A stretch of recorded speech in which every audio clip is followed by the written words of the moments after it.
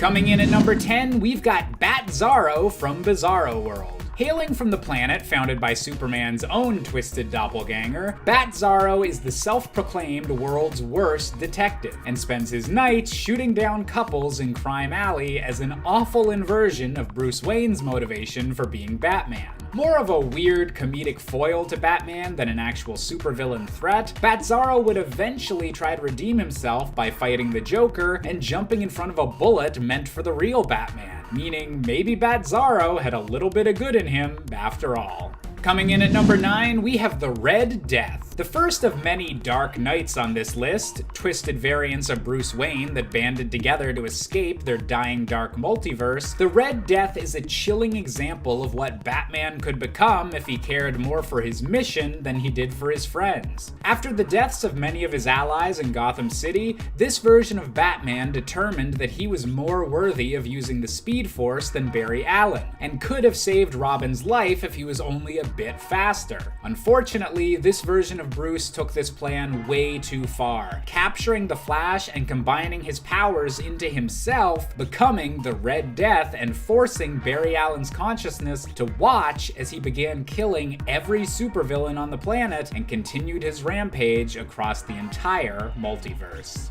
Coming in at number 7, we have Owlman, the evil opposite of Bruce Wayne from the inverted Earth 3.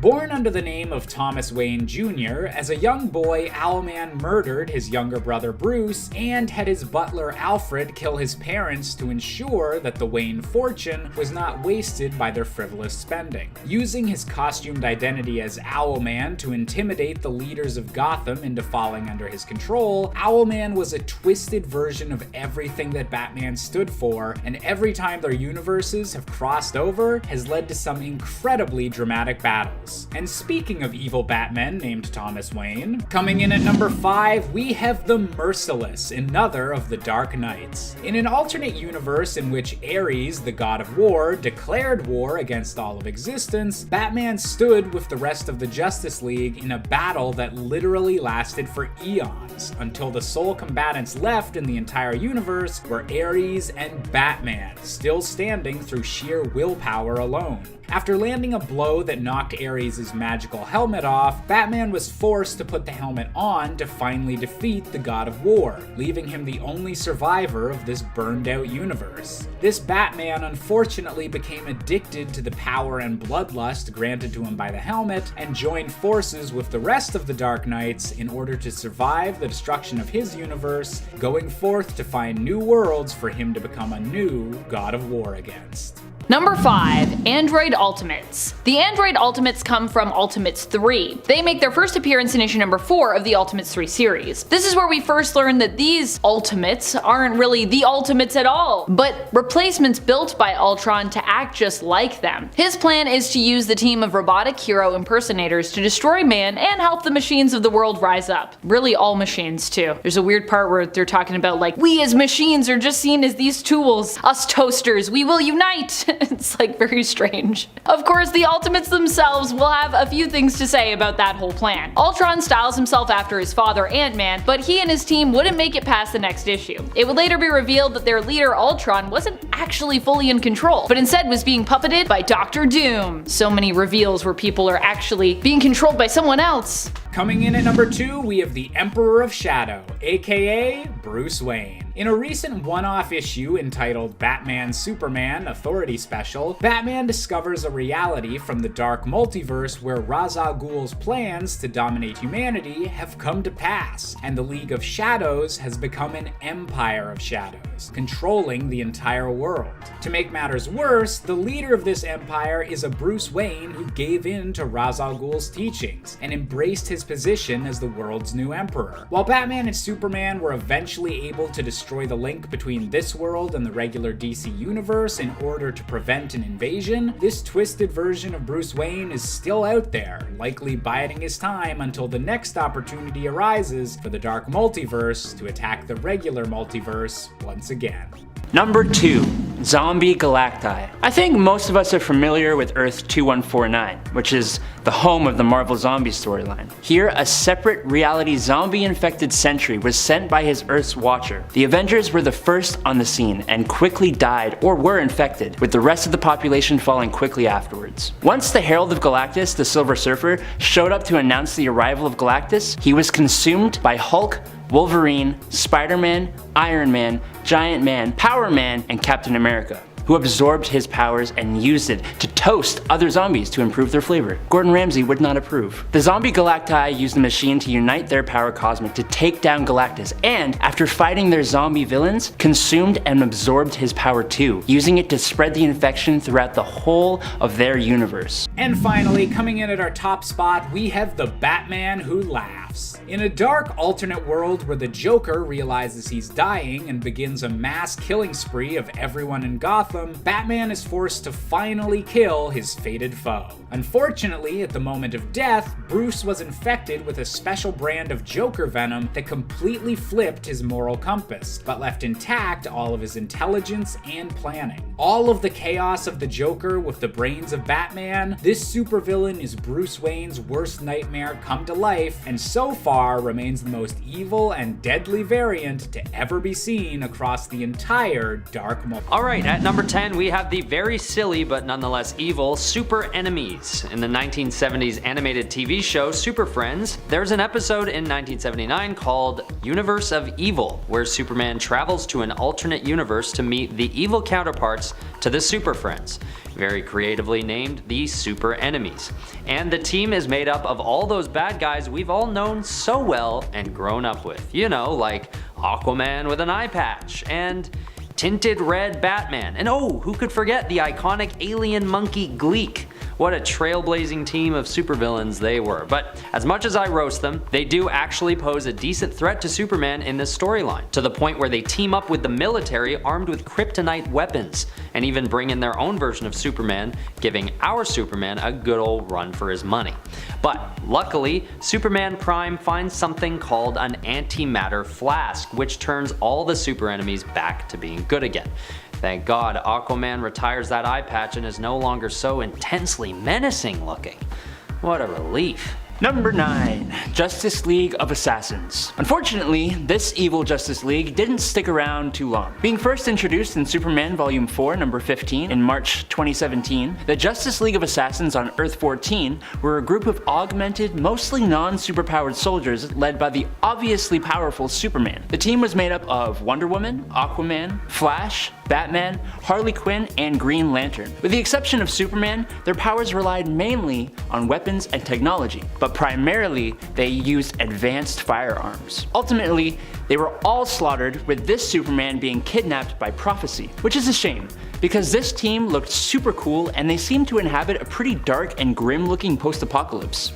Could have been very interesting. And at number 8, we have the Dawnbreaker. In a dark multiverse world where Bruce Wayne was the one gifted a Green Lantern ring instead of Hal Jordan, this version of Bruce quickly became frustrated with all of the restrictions the Lantern Corps placed on his ring and his ability to wield emotions. Killing every criminal he encountered, Batman's power grew as he combined his ring with the darkness in his own heart, becoming known as the Dawnbreaker as he systematically wiped out every other Green Lantern in the galaxy. By the time he was done, he was the only lantern-wielding entity left in his universe, and joined the Dark Knights in order to find more victims to punish. Number 7. Squadron Sinister. This isn't so much an evil alternate Justice League as this team actually appears in the Marvel universe. But I'm gonna count it because I'm just stubborn like that.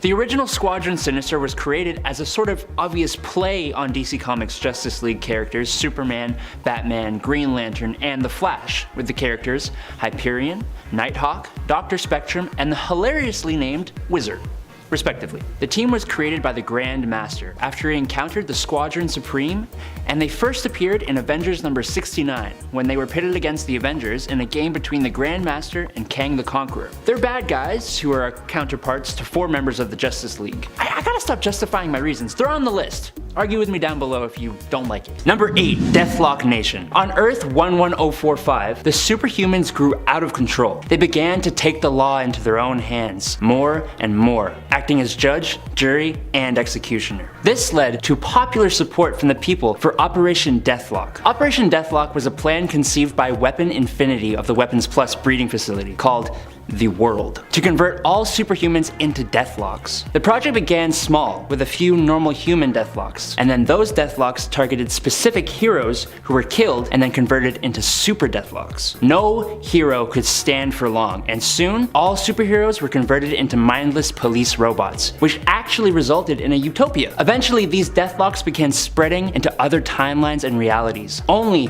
to be stopped by Apocalypse. This eventually led a team composed of Deathlock, Captain America, Cyclops, Spider-Man, Elektra, Hawkeye, and the Thing to come into conflict with Earth 616. Number 5, Injustice League.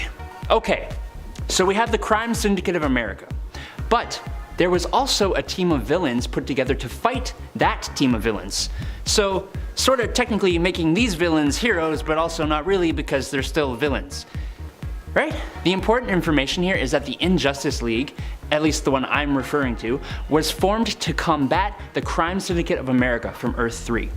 The team's villainous members included Batzaro, Black Manta, Black Adam, Catwoman, Deathstroke, Sinestro or Parallax, Captain Cold, and they were formed and led by Lex Luthor. The team first appeared in Forever Evil number 3 in January of 2014 when the Crime Syndicate of America invaded the Prime Earth universe and tried, and very nearly did, take over the world. Okay, at number 7 we have Bucky Barnes. Harkening back to World War II, Captain America and Bucky Barnes are teammates on the battlefield, zeroing in on Nazi scientist Baron Heinrich Zemo. But they're knocked unconscious in a battle with Zemo, and they're awakened just in time to try and catch up to a stolen ally plane that's taking off. As they catch up to it, only Bucky is able to hold on as it flies away, and Cap falls into the English Channel. But lucky for him, because the plane explodes, seemingly killing Bucky. But he isn't actually killed. After this, Bucky is fished out of the water by the Soviets with one arm missing. He's indoctrinated to hate the West and turned into the Winter Soldier. This is done all against his will, and he has no recollection of his old self and his prior allegiances, so it's not really his fault, but he goes evil nonetheless. Number 3, the Joker League. In Emperor Joker number 1 of October 2000, the Joker has gained 99.99% of the reality warping powers of the 5th dimensional being, Mr. Mxyzptlk, and he used them to completely warp the world into an insane offshoot of our real world. In this Joker world, he has put together an evil, insane version of the Justice League called the Joker League of Anarchy. The team members include some characters we've seen before, such as Batzaro number 1, Enigma, who's the Riddler, Gravedigger Lad, who is actually Jimmy Olsen, Lois Lane, Harley Quinn, and Poison Ivy. He has also created completely new characters that are wholly original to this story: Ignition, Bounty, Schism, and Scorched. He even has Lex Luthor as a jester. They are basically just the henchmen of this already pretty much all-powerful version of the Joker. Just another way of keeping him entertained, it seems. Number 1, the Crime Syndicate of America. The Crime Syndicate of America hails from the strength-obsessed Earth 3, and is a twisted, evil version of many characters who make up the main universe Justice League of America. Its members include Ultraman in place of Superman, Thomas Wayne Jr., aka Owlman, and Alfred Pennyworth as the Outsider, Superwoman, who was Lois Lane at one point and Donna Troy at another, the cowardly Harold Jordan and vengeful John Stewart, who are both Power Ring, which are evil Green Lanterns, at different times, John Allen and John Chambers separately also as Johnny Quick, Atomica, Sea King, Deathstorm, Grid, and John Johns. They come into contact with the main universe many times, and they almost always spell out bad news, as you'd expect from the antithesis to the Justice League of America. At number 10, we have the time when Cyclops goes rogue and kills Professor X. We're used to Cyclops being a pretty grounded and proudly good-natured member of the X-Men. But when Cable brings news to the X-Men that he sees the end of the world in their future, Cyclops is convinced that he has to pit himself against the Avengers.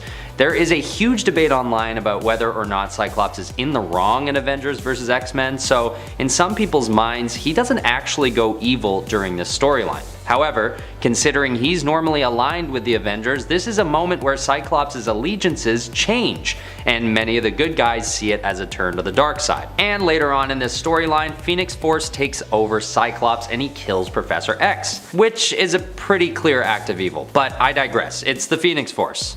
That's just what it does. Number 10.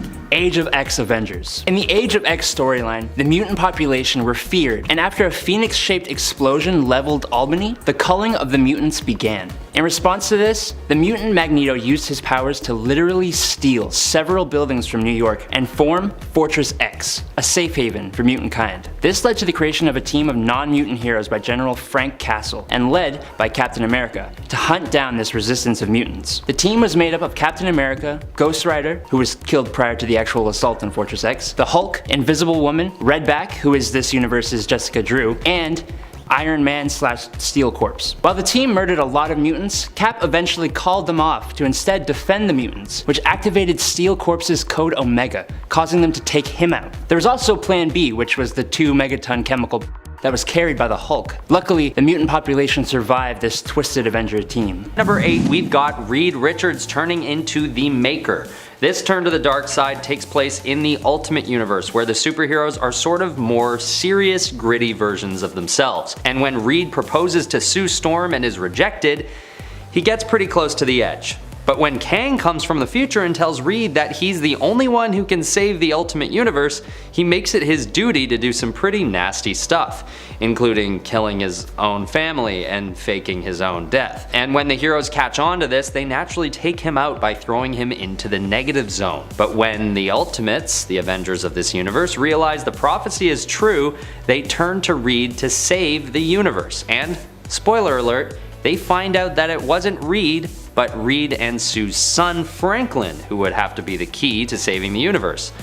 But Franklin was never born, because Sue rejected Reed. So boom goes that universe. Sad. At number 6 is Jean Grey turning into Dark Phoenix. This is probably one of the earliest examples of a superhero going bad that I can remember witnessing as a kid. Although this is an instance of Phoenix Force basically brainwashing Jean, I figured it would be blasphemy to leave Dark Phoenix off the list. Jean Grey is an extremely powerful telepath that exceeds all of Professor X's expectations, so when she is consumed by Phoenix Force, she becomes one of the most powerful and unstoppable forces in all of the cosmos.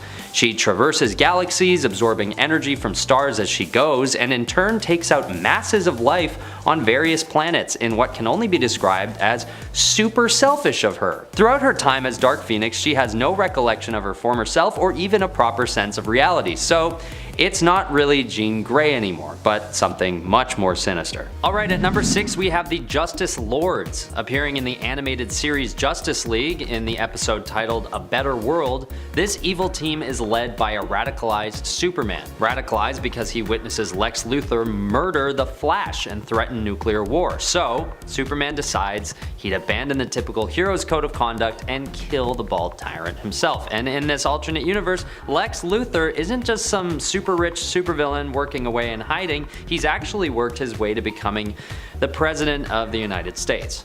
So, after his death, there is a power vacuum to be filled.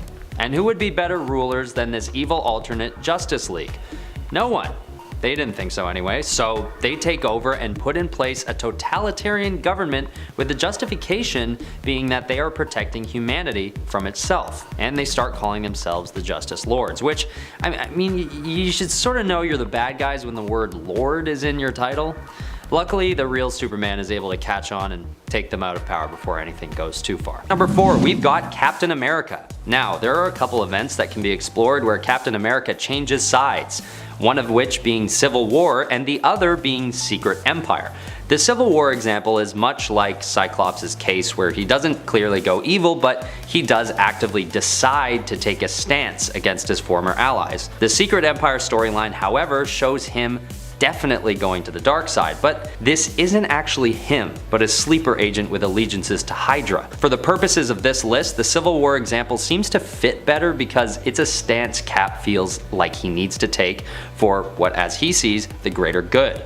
but it still isn't that evil. All I know is that when Cap mutters "Hail Hydra," it leaves a much more sinister taste in our mouths than him taking a stance against the Sokovia Accord.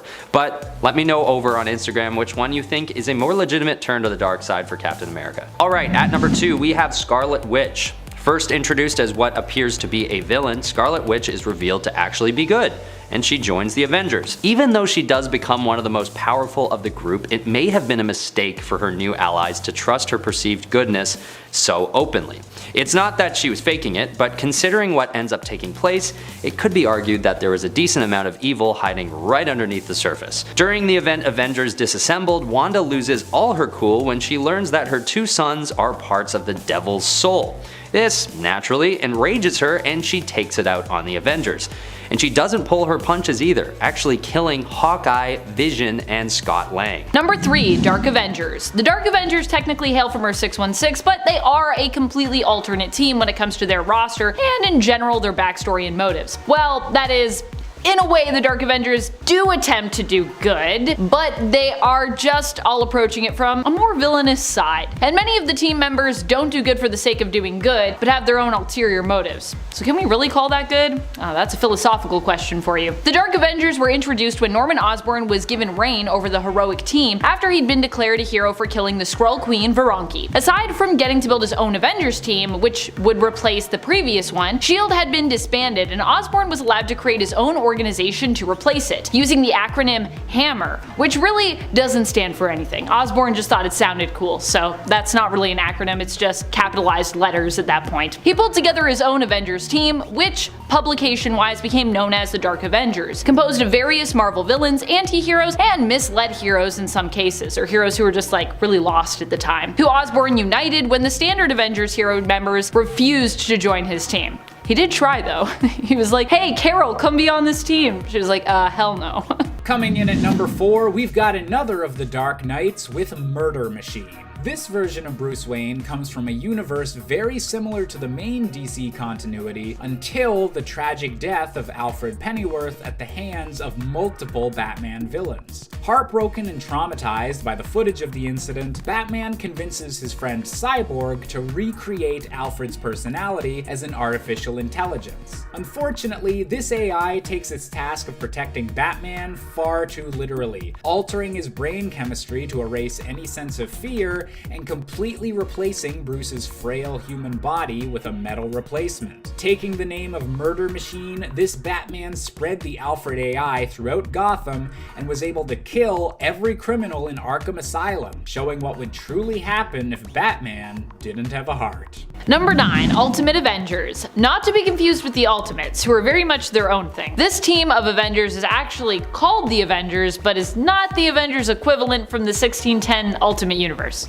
Are you confused yet? Basically, in the Ultimate Universe, the Avengers team that we know and love from 616 is a little different, including in name. On Earth 1610, the Earth's mightiest heroes go by the name of the Ultimates and are pretty buddy-buddy with S.H.I.E.L.D. and its director Nick Fury. However, there is a team in this universe that uses the Avengers moniker, but they are quite different from the Avengers we know from Earth 616. On 1610, the Avengers team is more like DC's Suicide Squad. The team is made up of characters who are seen as more disposable by S.H.I.E.L.D. and who are more anti-heroes or just straight up villains. They are a black ops team who is usually brought on for less publicly marketable missions and jobs. Number 7, Cadaverous Avengers. Cadaverous Avengers were part machine, part man, and all influenced by the villainous Cadaverous. They show up in whatever alternate world J.J. Abrams and his son Henry Abrams' Spider-Man series is relegated to. I don't think it has an official number yet. It does have a temporary reality number though. This team seemed hell-bent on getting revenge on Iron Man, the only surviving Avenger left in this world. Well, I guess Peter was still alive at this point, and I mean, he's normally a part of the Avengers team, at least at some point, but I mean, in terms of the standard Avengers cast, we've all come to familiarize ourselves with through various forms of media, including the films. I mean, especially the films in this case, just based on the roster. These villainous corpse versions of the former heroes face off against the old Iron Man, Ironheart, Spider-Man's son Ben Parker, Parker and his powerless but enthusiastic friend and love interest, Faye Ito. Or is it Ito Faye? Needless to say, these evil counterparts at least weren't in control of themselves, but instead were being influenced by Cadaverous to fight against their former friend and colleague with the use of old Stark Tech neurochips. At number 2, I'm putting the Injustice League from the video game Injustice: Gods Among Us. Most of us already know how this story goes, but in case you don't, this is one of the cooler and more well-written storylines about an evil alternate version of the Justice League. In most cases on this list, these evil groups are created by an alternate reality, which is always fun but pretty simple to come up with. But this storyline shows a radicalized Superman leading the Justice League to the dark side. And like I said, this isn't because he's an evil version of Superman or one that's possessed by some evil force. He's genuinely turned to evil after the Joker tricks him into killing Lois Lane. So to combat this new unexpected evil force, Batman decides to bring in other members from the Justice League from another universe, and the result is some pretty great fighting gameplay. And right as the game was being released, a comic book series of the same name was also being released in tandem, serving as a prequel to the game, where you can derive general story points from the game itself. Most of the backstory I just explained actually comes from the comics. It's cool to see the video game and comic book worlds working in tandem, and they make a pretty cool new storyline that I figure has to be ranked pretty high on this list. Number 4. Undead Avengers. The living are not welcome on Earth 666, and the world is only consisting purely of the dead, undead, or supernatural beings. Vampires, werewolves, mummies, and more all exist here, and each group is divided into separate factions. But don't fear, the greatest heroes from across these groups are assembled together to protect this world. They are the Undead Avengers. This team is so cool. A Captain America who never recovered from being a werewolf, a part spider Natasha Romanoff, a devil Daredevil, a mummified Thor the Accursed who wields the backwards Mjolnir that casts black anti-magic energy, Vampire Wolverine, Hawkeye, Franken-Castle? I mean, come on. These guys come into conflict with Captain Britain when trying to defend the Orb of Necromancy in order for them to spread undeath across all of reality. And they first appear in Secret Avengers number 33. At number 5, we have Superboy Prime. This is one of the most significant cases of a superhero going evil because the cost of this turn is one of the most significant in any comic storyline, Marvel, DC, or otherwise. Superboy Prime is born on Earth Prime in the same way as Superman, landing in a cornfield, being named Clark, all that hubbub. Except Earth Prime is part of a dimension that doesn't have any superheroes in it, except for Superboy. He's the only one. And when a multiversal catastrophe takes place that destroys hundreds of different worlds, Superboy teams up with a group of superheroes to try and save as many as they can. Basically, as you can guess, his homeworld, Earth Prime, is not saved in this process. And even during another process where they're able to create an Earth with an amalgam of 5 different Earth's histories, Superboy's is not one of those 5 either. So, to keep the story short, this basically drives Superboy into a jealous rage that he never really gets out of. It's a really sad story actually, and given Superboy Prime's insane level of power, it causes immeasurable harm to the cosmos for years after. Number 1. Revengers. The Cancerverse Avengers, known as the Revengers, hail from a reality where the world was turned upside down by the fact that death was defeated. I know, how can you kill death? Well, apparently when you make deals with elder god-like beings, anything is possible, like what happened here. And a bit to save Captain Marvel from life-threatening cancer, a deal was struck with the many-angled ones. As a result, Death ended up dead, which actually resulted in the whole universe becoming a perverted version of itself. You'd think without Death around, the universe would become like a paradise. But no, it became rank with disease that spread and basically couldn't die, becoming known as the Cancerverse. All the heroes who remained here were made to serve the many-angled ones, becoming their loyal servants and attempting to invade other universes eventually and conquer them in the name of their Lovecraftian horror-esque gods, Avengers included. Or Revengers included. Number 10. Joe Fixit. I think he looks just downright adorable in that suit, but his actions are definitely not adorable. Joe Fixit is essentially the Grey Hulk, which is a weaker, darker Hulk persona that resides inside Bruce's head. Joe is a trickster. He's manipulative, doesn't really care for others. He can drive a car. He has a twin pair of Tommy guns. Oh, and did I mention the suit? Because he wears a suit. Joe Fixit Hulk took up a job as an enforcer at a casino, which is where all of this mafioso business came from. And he stayed this way for several months, not reverting back into Bruce for the duration of this period. He even had a relationship at this time, like a whole relationship that blossomed and peaked and ended. Mr. Fixit came to an end eventually thanks to the magia. Hey, forget about it though. We're moving on to number 9. Number 9, War Hulk. This version of Hulk came about when the mutant apocalypse promised the Hulk he would remove a piece of shrapnel that was in his brain if he became his War, one of the 4 horsemen of the apocalypse. This meant that Hulk would be imbued with the power of the Celestials. That's a lot of power! As War, Hulk faced off against both the Absorbing Man and Juggernaut. But what he didn't know was that these two were accompanied by Rick and Janice Jones, Bruce's best and longtime friends. As Hulk was about to kill Juggernaut and the Absorbing Man, Rick jumped in the way, and Hulk got Rick instead, crippling him. The image of his friend, hurt by his own actions, caused Hulk to break of Apocalypse's influence and run away, ashamed of his actions. At number 4, we have the Injustice Syndicate. I know, lots of groups with Syndicate and Injustice in their names. Well, that's because this evil version of the Justice League actually exists as a sort of combination between the Injustice League and the Crime Syndicate, both of which are included in this list respectively.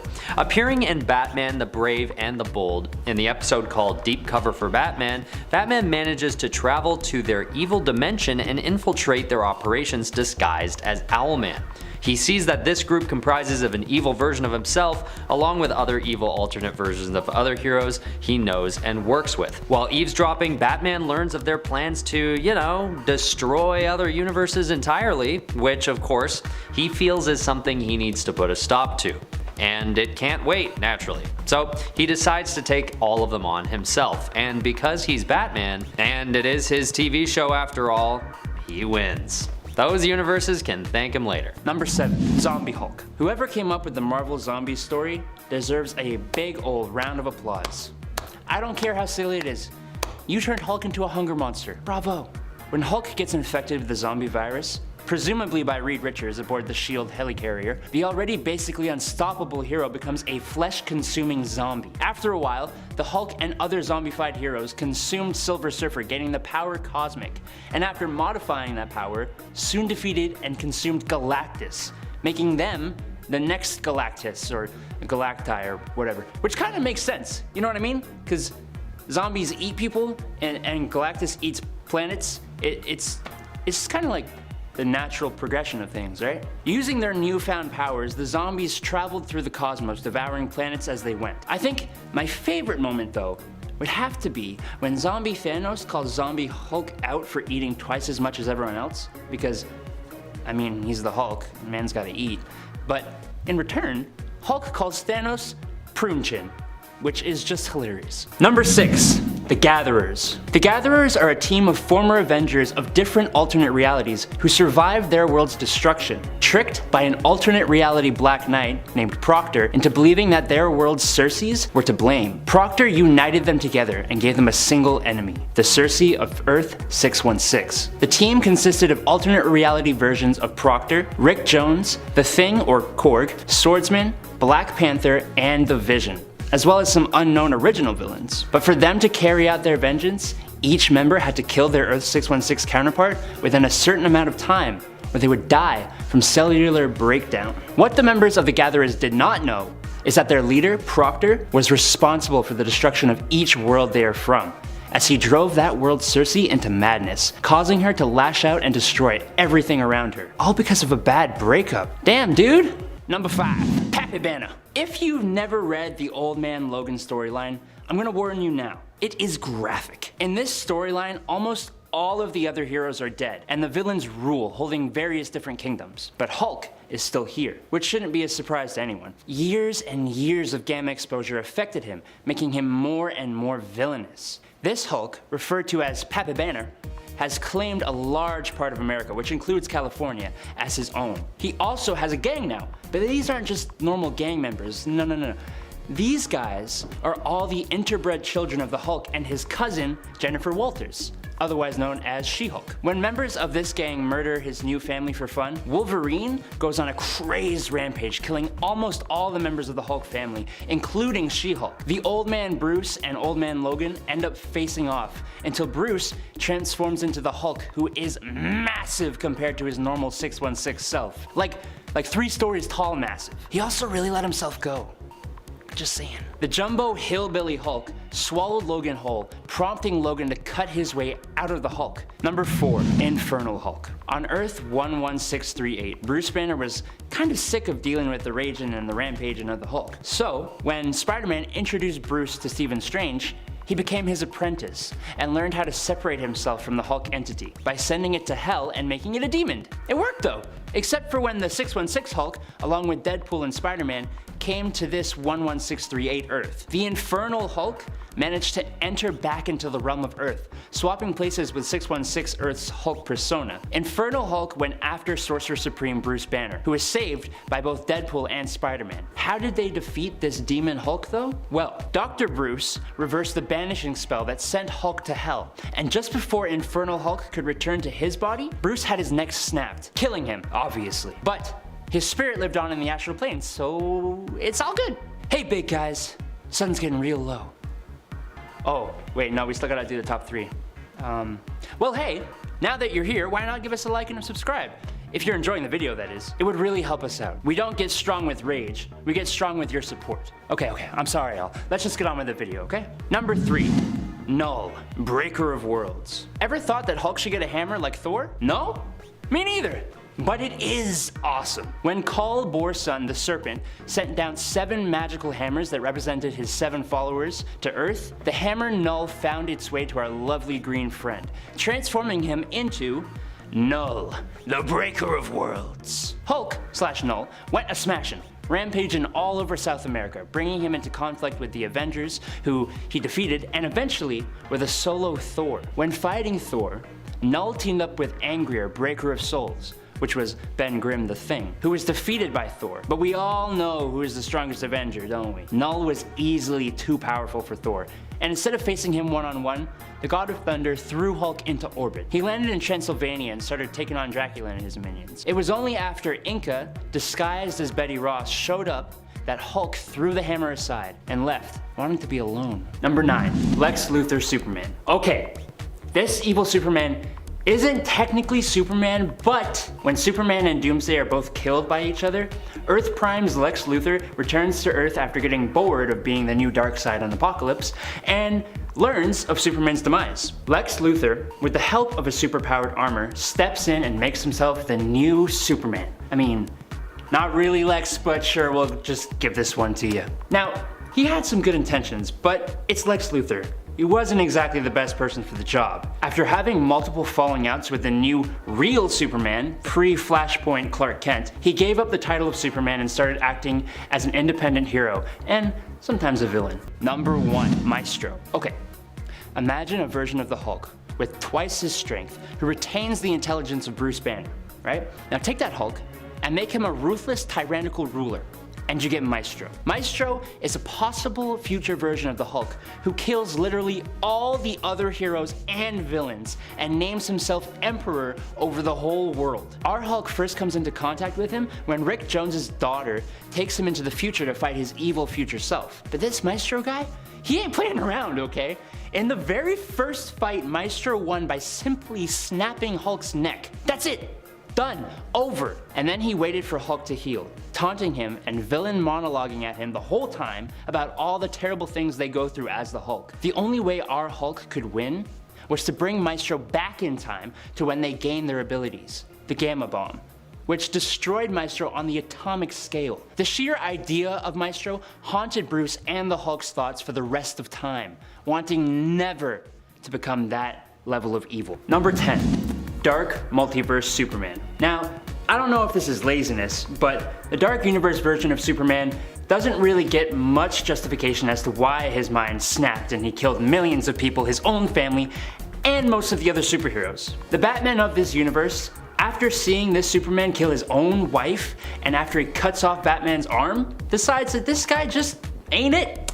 and he transformed himself into a Doomsday Batman hybrid called the Devastator, and smashed down this Superman, poisoned him, and impaled him on spikes. A quick evil Superman story, but it was in service of an amazing Batman story. Coming in at number 6, we have the Batman of the Flashpoint universe, aka Thomas Wayne Sr. In a world where Bruce was gunned down by Joe Chill instead of his parents, Thomas Wayne became a dark and murderous red-tinted Batman, while Martha would be cursed to become this universe's version of the Joker. While initially an anti-hero ally during the first reveal of the Flashpoint universe, this Batman would go on to become a threat to the real Batman when he returned to the main DC universe and allied himself with Bane in order to get Bruce to quit being Batman forever. There's probably an easier way to get your son to stop being a superhero than allying yourself with a supervillain, but hey, I guess that's just some Wayne family drama that will continue to unfold as Thomas Wayne continues to make his way through the DC multiverse.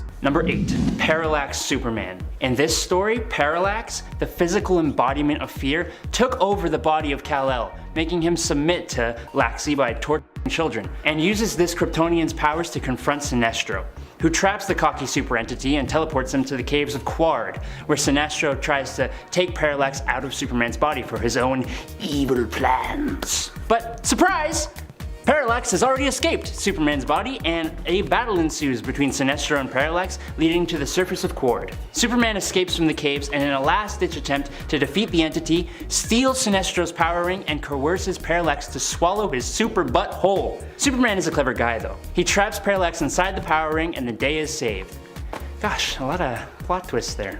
At number 8, we have the Conglomerate. This group is basically a Batzaro version of the Justice League created by Booster Gold. The group is formed after Booster's departure from the Justice League International due to a lack of respect from his peers. When Booster first fails to bring together a competent group of heroes to form the first iteration of the Conglomerate, someone named Claire Montgomery comes in to manage the group. With her, she brings along the likes of Deadeye, an alternate Green Arrow, Fiero, a guy with fire powers, Frostbite, an ice power guy, Elastaman, a stretchy man, Element Man, much like Metamorpho, Scarab, a knockoff of Blue Beetle, and Slipstream, a dollar store Flash. When they engage in a small friendly skirmish with the Justice League International, the fight quickly turns serious, and everyone learns at once that these new members have actually been brought from an antimatter world called Quard, and they're basically just entirely evil, and always had been. Luckily, the JLI take them down, but it's a close one. Number 6, Overman. Now this version of our favorite red and blue man didn't end up in Kansas when he was ejected from Krypton. No.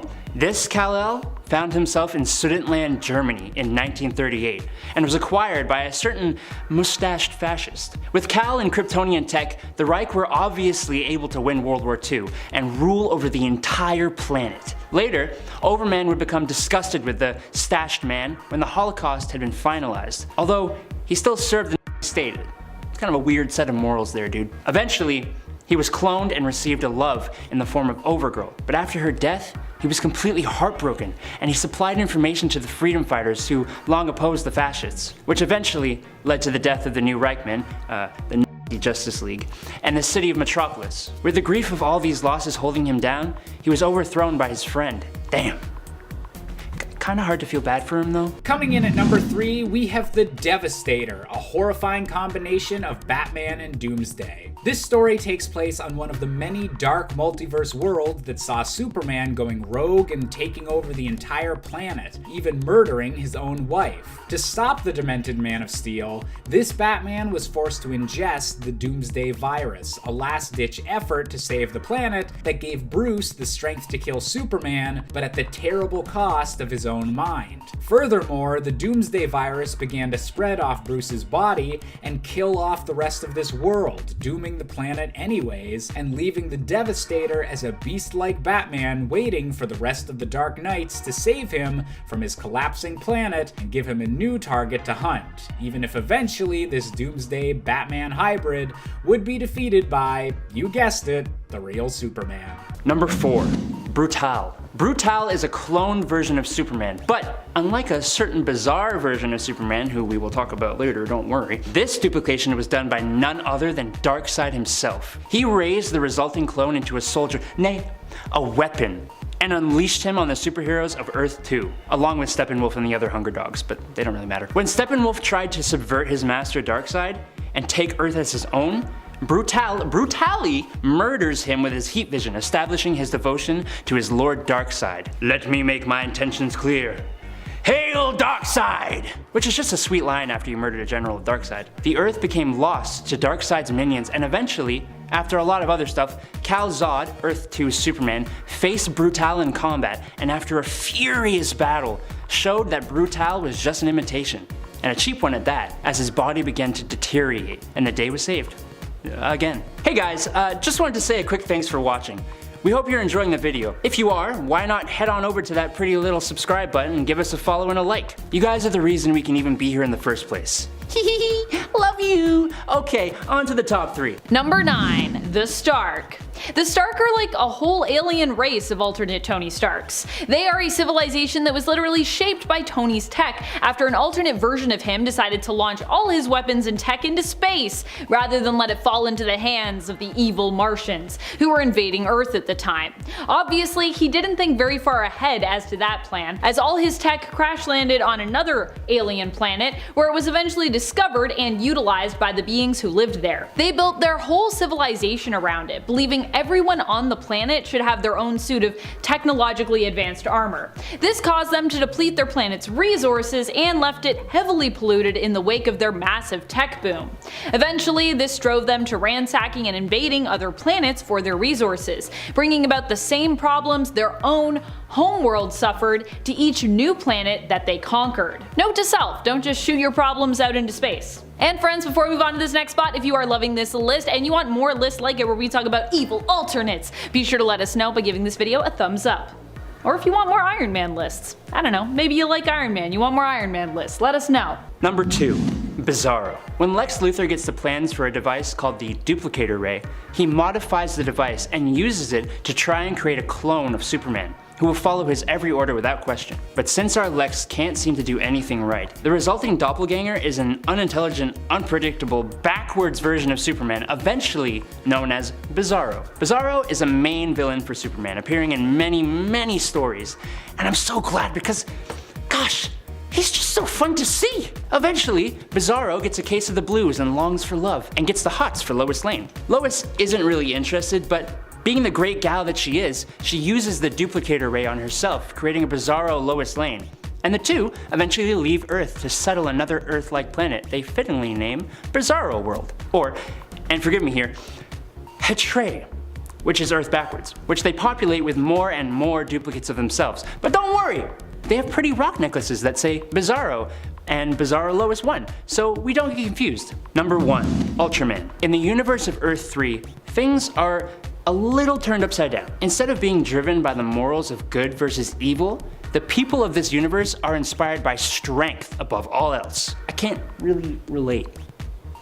Born on a dying Krypton where Kryptonians evolved to be empowered by green kryptonite to a maniacal version of Jor-El aptly named Jor-Il, baby Kal-Il is jettisoned off to Earth. But instead of the classic morals, he's instead inspired by his father to become the strongest possible being with absolutely no weaknesses in himself and the others around him. When Kal lands on the farm of Johnny and Martha Kent, he uses pieces of green kryptonite to empower himself and forces the dysfunctional couple to be his parents until the totally mature age of 7, when he murders them both and sets the farm ablaze. Eventually, this self-proclaimed Ultraman murders the President of the United States of America and takes control of the world, creating the crime syndicate of America with other evil alternate versions of classic characters, including an evil Wonder Woman, Superwoman, and evil version of Batman, Owlman, who have a pretty toxic love triangle. Number 10. Lord Iron. Although by the end, the Iron Man of Earth 311, the 602 universe, becomes a hero, he spends a lot of time being a reluctant and at times kind of full-blown antagonist. Here, Tony Stark is known as Anthony Stark, or Lord Iron. He was forced to build weapons by his captors and needs an iron suit to survive, which is powered by lightning. He is initially at odds with the Hulk, who, as David Banner, showed great cruelty to Stark.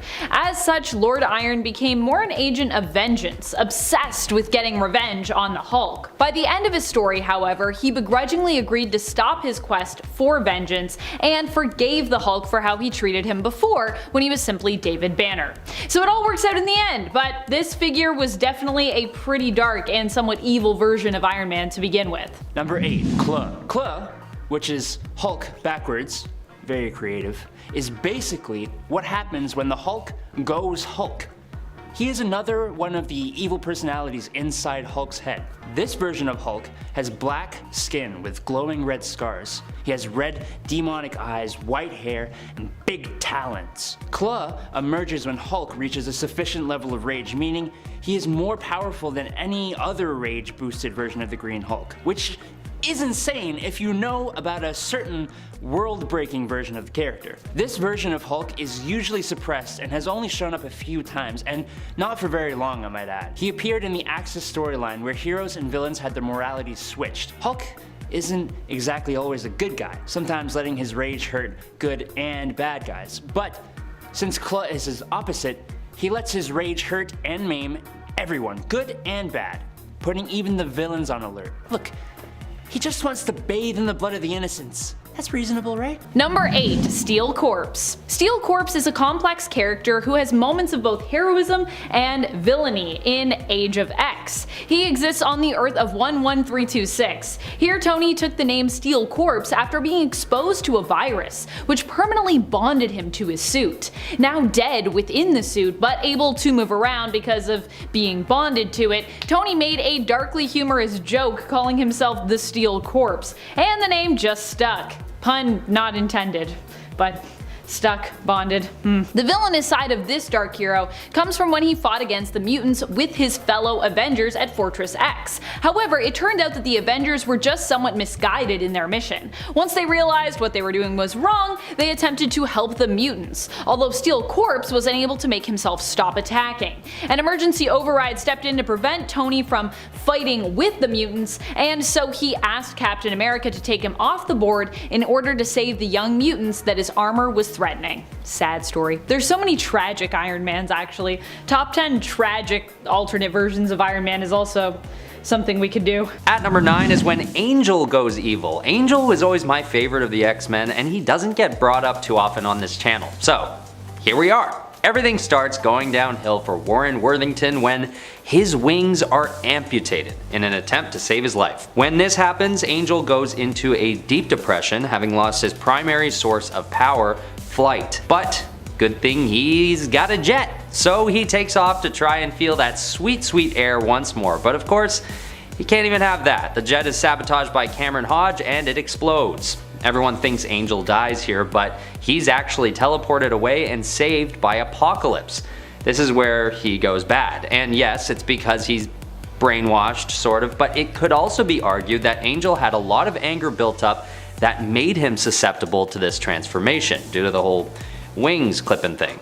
Either way, DM me and let me know if you agree or not. Number 2, Worldbreaker Hulk. Now, it's fair to say that Worldbreaker Hulk deserves the top spot on this list, but I mean, gosh, I just don't think he's that evil. I'm kind of on his side. I cannot lie, but he still gets the number 2 spot because the level of power of this version of Hulk is insane. Near the end of the Planet Hulk storyline, the shuttle he was sent to Sakaar in blows up, killing the Green Scar's wife and children. Hulk reaches a whole new level of anger, which is directed at those who sent him here, the Illuminati. And so, he headed to Earth with his Warsworn. He made a quick stop at the moon though to defeat Black Bolt of the Inhumans. When he got to Earth, he headed to New York, giving the city a time limit to be evacuated. And when that time limit stopped, well, he defeated everyone who was left. Iron Man and the Hulkbuster armor, the Avengers plus their tower, the US Army, the X-Men, Fantastic Four, Juggernaut, Doctor Strange using the power of Zom, who, if you don't know who Zom is,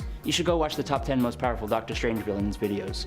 It's insane. And Ghost Rider, all while saving the innocent bystanders. He then threw the Illuminati members he captured into the ring against each other, sparing them as he only sought justice, not murder. He was eventually sorta defeated by the Sentry, who he fought until they both reverted back to their human forms, which is when Bruce Banner knocked out Bob Reynolds. So look, if you haven't read this story, please do it. Number 5, Injustice Superman. The Superman of the Injustice universe has pretty much the same history as the baseline Superman. But when the Joker kidnaps the pregnant Lois Lane, it lures Superman into a trap of fear gas. In his poisoned state, Superman hallucinates his true love as the villain Doomsday and instantly attacks, flying Lois and his unborn child into space, killing them, and inadvertently causing a nuclear bomb to destroy his city, Metropolis. After suddenly losing his city, wife, and baby, Superman goes into an honestly understandable rage,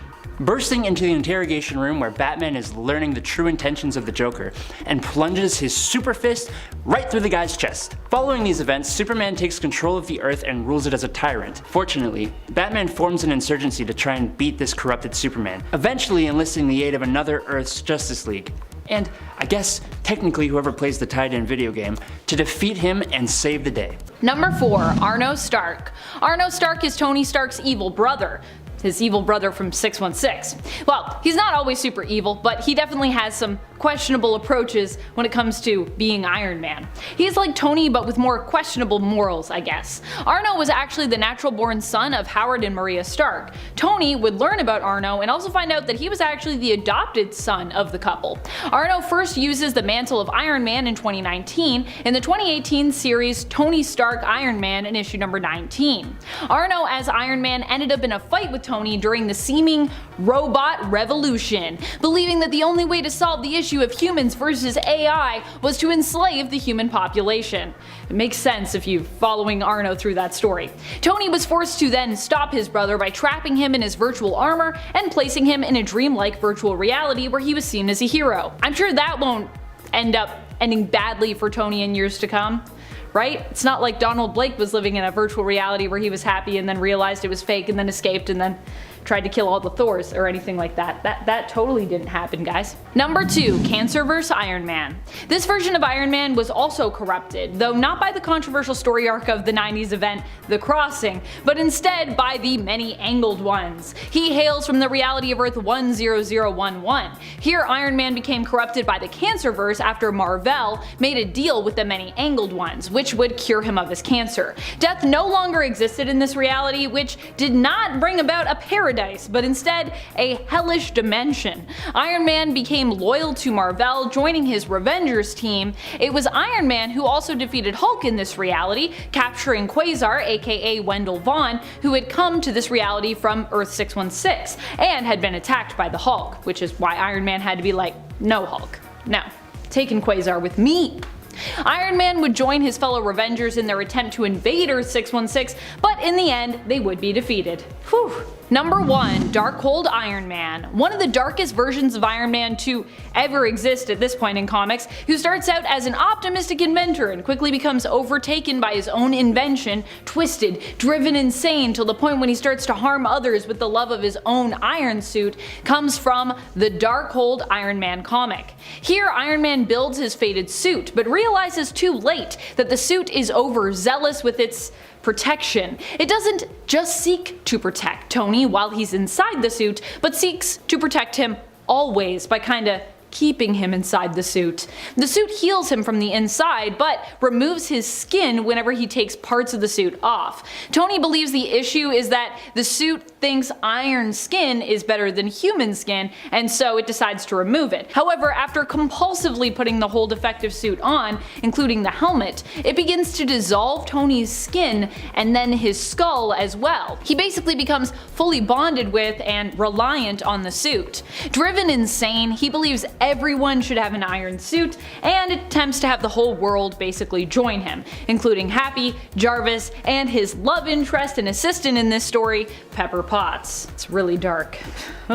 Coming in at number 10, we have the Wild West themed Xavier Gang. In an alternate Marvel universe that bears an incredible resemblance to America in the 1800s, a band of outlaws known as the Xavier Gang are plaguing a small town in Arizona, with every mutant member of the team being individually mind-controlled by a distant and diabolical version of Professor Charles Xavier. Using this team of the X-Men as puppets made up of both superheroes and supervillains, this Western crook version of Xavier was only defeated once a multiverse-spanning team of X-Men showed up to put an end to his mind-controlling ways. Number 3. Super Doom. On Earth 45, Lois Lane, Jimmy Olsen, and Clark Kent are scientists instead of reporters, and they use their smarts to build a machine that can turn thoughts into reality, which, I mean, how the heck did they think that was a good idea? I can think of 10 things right now that should never become reality. Anyways, using the aforementioned thought-to-form machine, they try to create a being called Superman, who would be capable of doing amazing things and who could save worlds. But when they are forced to sell their idea to Overcorp, they decide to rebrand and end up creating a monstrosity. Superman, the Last Night of Tomorrow.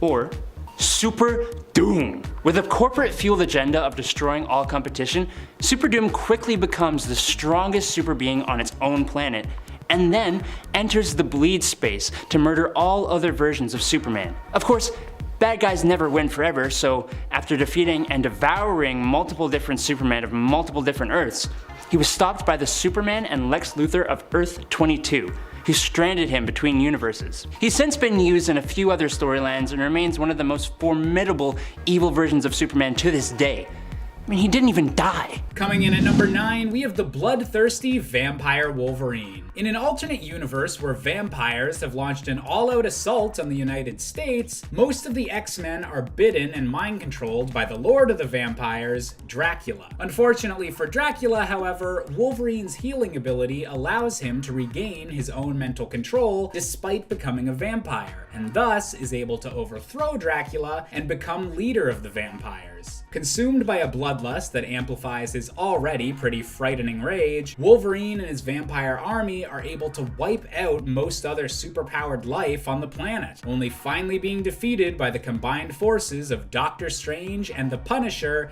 as a vampire hunting combination.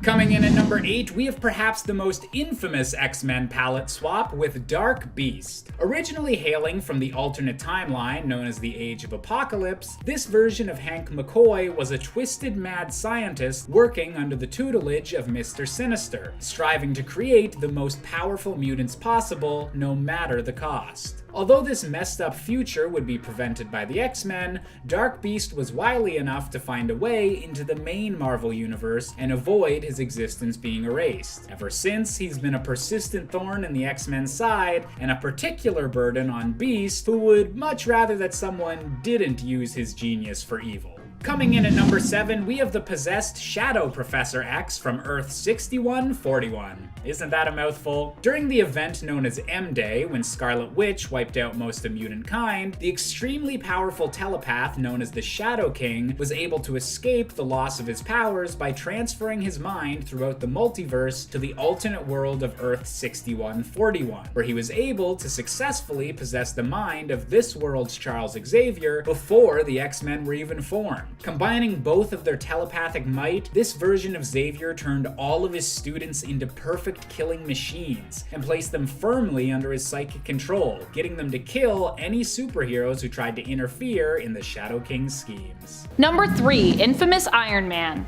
Maybe one of the most evil, but also somehow one of the best at the same time, was Infamous Iron Man. This was when Dr. Doom stepped up to the plate to replace Iron Man after his defeat in Civil War II, which of course left him in a comatose state. So many comas. 2 figures rose up to replace Tony at that time, one being Ironheart, aka Young Genius Riri Williams, and another being Dr. Doom, who became Infamous Iron Man. While Ironheart was more the heroic counterpart of the two, Doom also learned more and more about what becoming a hero entailed through his journey. And while he was ruthless as Iron Man, in the end he did kind of become a hero. However, this is still Dr. Doom we're talking about here, and eventually he left the mantle to return to Latveria and his life of villainous schemes and plots, back to the old status quo. And because this is still Dr. Doom underneath the armor, I think we can count him as an evil alternate. No? Coming in at number 6, we have the Brainwashed Wolverine of Earth 14850. At one point in the regular Marvel universe, Wolverine was captured and brainwashed by Hydra in order to assassinate the Avengers, but luckily was able to be deprogrammed before he did any real lasting damage. On this alternate alternate Earth, however, the deprogramming never took place, and Wolverine's killing spree of superpowered heroes was able to last for months. Armed with all of his incredible abilities, absolutely no remorse, and the addition of Hydra-developed teleporting technology that nullified even Wolverine's usual weaknesses, and this was a horrifying enemy that even the Avengers couldn't handle.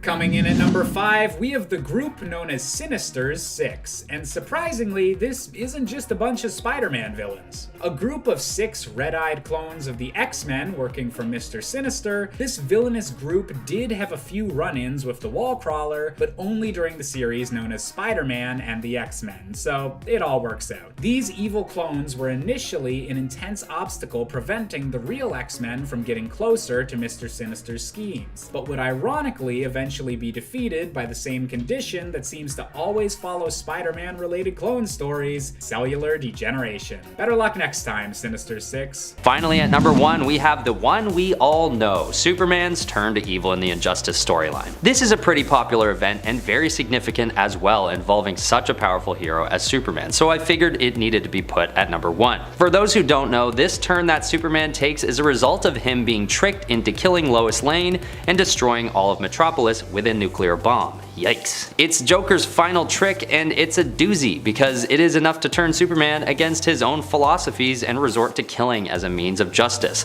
He starts by taking out Joker there and then, but continues his reign of evil by recruiting other heroes to join him on his path of destruction. What makes this turn so crazy and memorable is that Superman isn't entranced by any otherworldly possession or under the spell of some kind of enchantment. He himself has justified his own evil actions. He truly feels in this moment, and forevermore, that he has no choice but to become evil, and convince some others to join him too. Coming in at number 2, we have the one and only Magneto from the Ultimate Universe. Magneto might often be an enemy of the X-Men, but in recent years has allied himself with them more often than not. This version of Magneto, however, is much more cynical and dark than the more complex figure of the regular Marvel Universe. And when he believed his children had been killed by Doctor Doom, Ultimate Magneto was furious enough to begin a global genocide. Switching the polarity of Earth's poles with his magnetic powers and beginning the incredibly controversial event known as Ultimatum, this version of Magneto caused the deaths of millions of people and dozens of beloved superheroes, and was only finally stopped when Cyclops put him out of his misery with a laser blast directly to the head.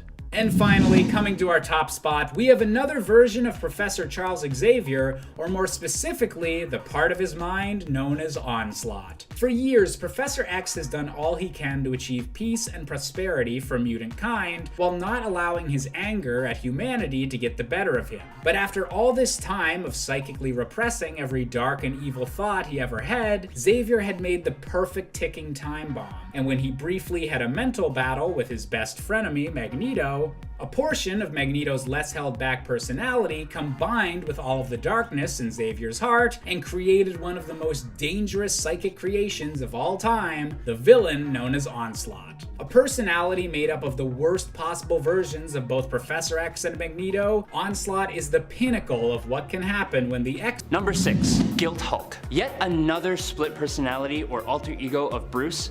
The Guilt Hulk is very similar to Devil Hulk, who represents his anger.